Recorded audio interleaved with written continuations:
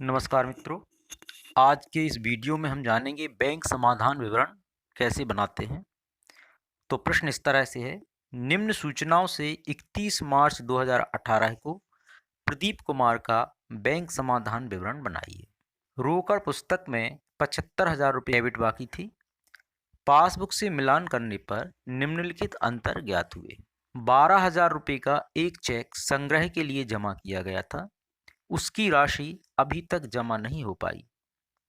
इसके बाद 26,000 रुपये का एक चेक 28 मार्च को निर्गमित किया गया, परंतु उसे अभी तक भुगतान के लिए प्रस्तुत नहीं किया गया। अगला है, 31 मार्च को बैंक ने ब्याज के 1250 रुपये पासबुक में क्रेडिट कर दिए, लेकिन उसका लेखा रोकड़ बही में नहीं हुआ। और अंतिम है, 250 रुपये बैंक व्यय पासबुक में लिखा हुआ है, लेकिन रोकड़ बही में इसका लेखा नहीं हुआ है। आइए जानते हैं इस प्रश्न को हम कैसे हल करेंगे। सबसे पहले हम प्रारूप में लिखेंगे कैश बुक के अनुसार डेबिट शेष, और रकम वाले कॉलम में हम लिख देंगे 75,000 रुपया। इसमें अब हम ये देखें कि कौन सी राशियां इसमें जुड़ेंगी और कौन सी राशियां घटाई जाएंगी। तो पहला है, 12,000 रुपये का एक चेक संग्रह के लिए जमा किया गया था, उसकी राशि अभी तक जमा नहीं हो पाई है। तो यहाँ पर आप देखें कि जो चेक था 12,000 रुपये का, जिसे जमा किया गया है, लेकिन उसकी राशि अभी तक जमा नहीं हो पाई है। तो व्यापारी ने अर्थात ग्राहक ने क्या किया, सबसे पहले अपनी रोकड़ बही में 12,000 रुपया जमा कर लिया, प्लस कर दिया उसने अपनी रोकड़ बही के बैलेंस में, लेकिन इसकी राशि अभी बैंक में संग्रहित नहीं हुई है, जमा नहीं हुई है। तो बैंक का जो बैलेंस है वह बैलेंस 12,000 रुपये से कम रहेगा। अर्थात व्यापारी ने 12,000 रुपये पहले ही जोड़ लिए हैं, जबकि बैंक में जमा ना होने के कारण 12,000 रुपया बैंक में कम है। ऐसी स्थिति में उसे अपनी रोकड़ बही को पासबुक के शेष के बराबर करना है, तो रोकड़ बही से 12,000 रुपये की रकम घटा लेगा, और इस प्रकार रोकड़ बही और पासबुक के शेष में समानता जाएगी। तो यह रकम 12,000 की घटाई जाएगी। इसके बाद आप देखें, 26,000 रुपये का एक चेक 28 मार्च को निर्गमित किया गया, परंतु उसे अभी तक भुगतान के लिए प्रस्तुत नहीं किया गया है।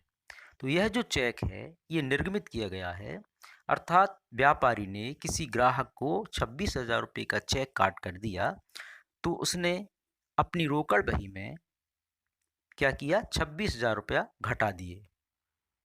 लेकिन यह चेक चूंकि अभी प्रस्तुत नहीं किया गया है बैंक में, तो बैंक का उसका जो बैलेंस है वो 26,000 रुपये से अधिक बताएगा, क्योंकि वहाँ पर चेक प्रस्तुत ही नहीं किया गया।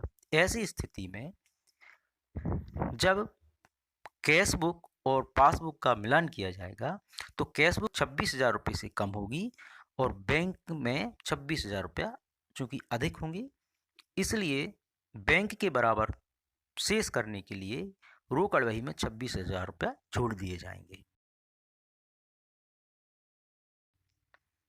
आगे हम देखते हैं, 31 मार्च को बैंक ने ब्याज के 1,250 रुपया पासबुक में क्रेडिट किए। तो यहाँ पर चूंकि 1,250 रुपया क्रेडिट किए जा चुके हैं बैंक ने, तो बैंक का बैलेंस जो है 1,250 रुपये से बढ़ जाता है, किंतु इसका लेखा रोकड़ बही में नहीं हुआ है, तो रोकड़ बही 1,250 रुपये से कम है। अतः रोकड़ बही के बैलेंस में 1,250 रुपया जोड़ दिए जाएंगे, जो कि पासबुक के शेष के बराबर हो जाएंगे। और अंतिम है, 250 रुपये का बैंक व्यय पासबुक में लिखा हुआ है, अर्थात बैंक ने 250 रुपया व्यापारी की ओर से खर्च किए हैं, व्यापारी की ओर से चुकाए हैं। तो 250 रुपये से बैंक का जो शेष है वह कम हो गया है, लेकिन इसका रोकड़ बही में लिखा नहीं हुआ है, तो रोकड़ बही में 250 रुपये अधिक है, इसलिए इन 250 रुपये को हम कैश बुक से घटा देंगे, तो बैंक का बैलेंस और रोकड़ बही का बैलेंस बराबर हो जाएगा। इस प्रकार हम क्या करेंगे, जोड़ने वाली राशियां जो कि 26,000 और 1,250 रुपया है, इसका टोटल 27,250 रुपया होता है। जो 75,000 रुपये में जोड़ दिया जाएगा। इस प्रकार कुल टोटल 1,02,250 रुपया हो जाएगा और घटाने वाली राशियों में 12,000 और 250 है, जिसका टोटल होता है 12,250। इसे 1,02,250 रुपये में से घटा दिया जाएगा, तो इस प्रकार से 90,000 रुपया जो आता है वह है पासबुक के अनुसार शेष कहलाएगा।